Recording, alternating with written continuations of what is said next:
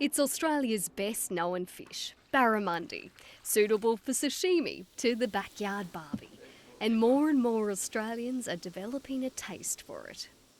Alright guys, so the barramundi's been in the pan now for around about 6 minutes now, and as you can see it's beautiful, it's crispy and looking absolutely amazing. But this plate is a fair journey from where it's grown on a farm halfway between Darwin and Kakadu. Humpty Doo Barramundi produces almost half of the farmed barramundi in Australia. The Richards family started on a failed rice plot 30 years ago. In the early days, they produced a mere 6 kilograms of fish a week. Owner Dan Richards says it's now around 130 tonnes. The growth in Humpty Doo Barramundi has been in response to domestic demand for responsibly produced saltwater Australian barramundi, and so that's really underpinned our growth over a long time. You know, the business is 20,000 times bigger than it was in the first year of operation. Landline had a snappy encounter when we visited 8 years ago. We've got a small crocodile in our trap today. Our farm's only 100 yards from the saltwater section of the Adelaide River, and some pretty wild country, and while we've got a crocodile fence, about once a month a small one will come through. So you know, the biggest one we've had was 4 metres. Never smile at a crocodile. Crocs are still a regular challenge. After all, there's more to lure them now operations have tripled. In the last 8 years, our business has grown by 500%, so we've got a lot more people, a lot more fish going out the door, and a lot of leading infrastructure in place too. Loans totalling around $30 million were secured through the Northern Australia Infrastructure Facility, the first operation in the Northern Territory and only the second in Australia to get such funding. So this basically enabled us to get a mortgage to build the world-leading infrastructure that we've got in place now. A lot has been spent on research and development, perfecting fish quality, farm management, feed practices and waste reduction. We're testing new frontiers of knowledge, and we think that that'll enable us to get better and to do things in better ways all the time. The farm, which is beside the critical asset of the Adelaide River, has always focused on sustainability and environmental credentials. What is pretty unique out here is the world-class saltwater wetland system that was dreamt up by Dan's dad, Bob. It means the water that was in with the fish goes through a series of 20 kilometres of saltwater channels. The water can be reused again and again, and importantly, it means close to zero discharge. A lot of aquaculture comes under a lot of environmental criticisms on the back of where fish are living in cages and the faeces and uneaten feed go straight into the environment, or whether they have a flow-through farm that discharges into the barrier reef. These are valid concerns that our consumers have. The way that we've addressed that here is to create this beautiful saltwater wetland. Increased production has meant more jobs, lots more. Beginning with just willing friends and family, the farm employed around 20 people in 2016. Now there's more than 130 staff, with an additional 110 jobs during construction of the new infrastructure. We've spent over $180 million in the local territory economy in the last 6 years, so that's a pretty significant footprint as well in a small community. They've had no trouble finding workers with a specially designed training program. Half the workforce is under 35 and a third are women. I've been working in the nurseries with the littler fish and just learning the ropes of how to look after them and keep them alive. And is that trickier than you thought? Yeah, definitely.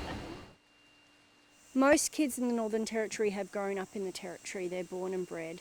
They love fishing. They play sport in the middle of the wet season, which is stinking hot. They don't mind the sun. They love being outdoors. They want to get dirty. They like to camp. They don't mind all that mucky stuff. So when you turn around and you say to them, you know all that great stuff that you do on the weekend, I'm actually going to pay you to do that? Win-win.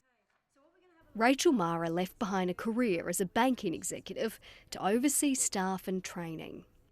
And I guess probably we could say I had a little bit of a midlife crisis.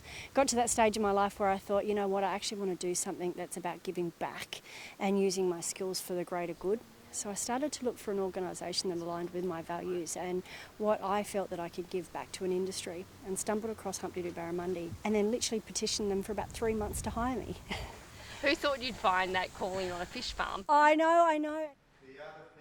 Since the program's inception in 2021, it's had a 100% completion rate.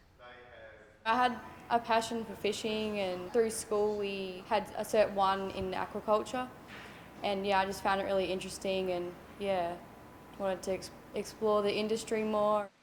I've moved through all of the areas on the farm: hatchery, pack shed, out in the ponds, the nurseries as well. I wouldn't mind moving up into more of the technical side of things of aquaculture, so like more research maybe. To see these young people coming through, often from people from challenging backgrounds, and to just see them embraced by the team to grow and thrive, that's a beautiful thing. They're supported to get extra qualifications in aquaculture. So just how the farm works, everything to do with what keeps the farm running, keeps all the fish alive, and just the life cycle of the fish. As well as more generic skills. Definitely, with the other trainings I've done, between forklift ticket and learning how to drive the trucks, things like that, you can get a job anywhere. It's Ethan Wilson's dream job. He spent 5 years becoming a qualified mechanic, but always loved fish, and now works in the nursery full-time. They're a great fish, really, So you would think working with the one species you would get over it, but no, I fell in love with it more, because the barramundi, they're very reserved, and if you try to go out catching one, for me, it took me a couple of years before I landed one. And now looking back, I understand why. They've got quite a complex personality to them. His sights are firmly set on staying here.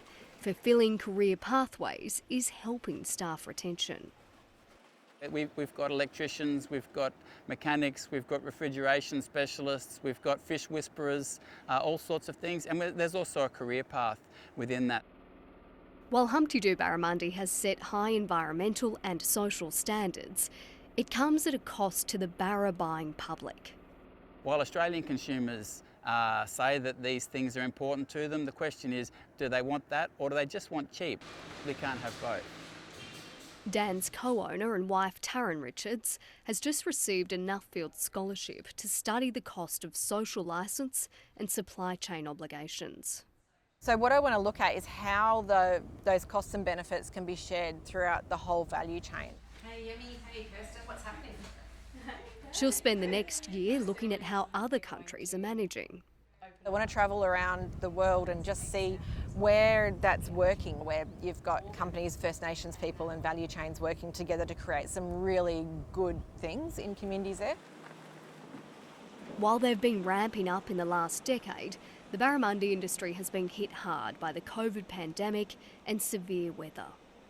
It's a tough time for the barramundi farming industry. So you've got larger farms, you've got family farms, some small, some large like us. You've got corporate farms, and people are at different stages. So it's been a particularly tough time for the industry as a whole. And then on top of that, we've had some pretty severe weather events over in Queensland that have been a real blow to some of our farms. At Humpty Doo, they had the biggest flood on record in 2018, and fish had to be chopped out.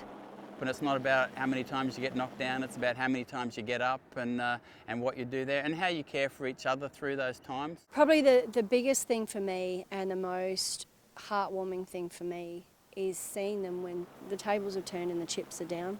Their instant reaction is, how do we get our people through this? It's never been about themselves. It's never been about making money. The family's commitment to the community has set it apart. As well as aiming to be an employer of choice for Aboriginal people, their Indigenous engagement strategy is helping the community of Wadair. nearly 8 hours away, to potentially establish its own aquaculture industry.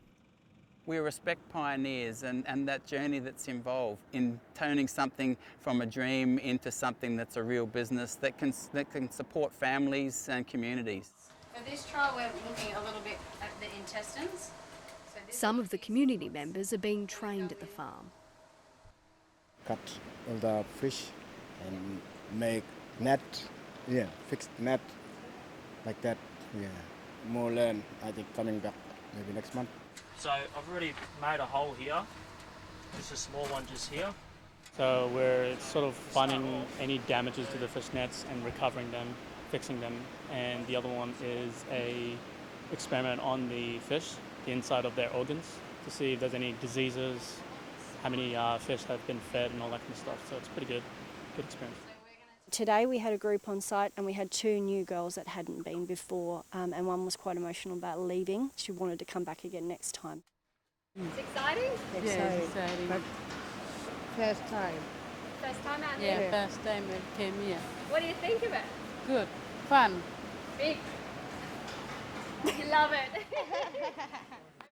But it's black lip oysters, not barramundi, the Humpty Doo team are helping to breed and grow. I think it'd be like for the future, for example, like oysters and all that kind of stuff. So fish farming is a possibility and whatever. We launched that back in May. Again, we have had 100% success rate with retention. So from the start, the people that said they were interested have turned up every single time. They've come on board.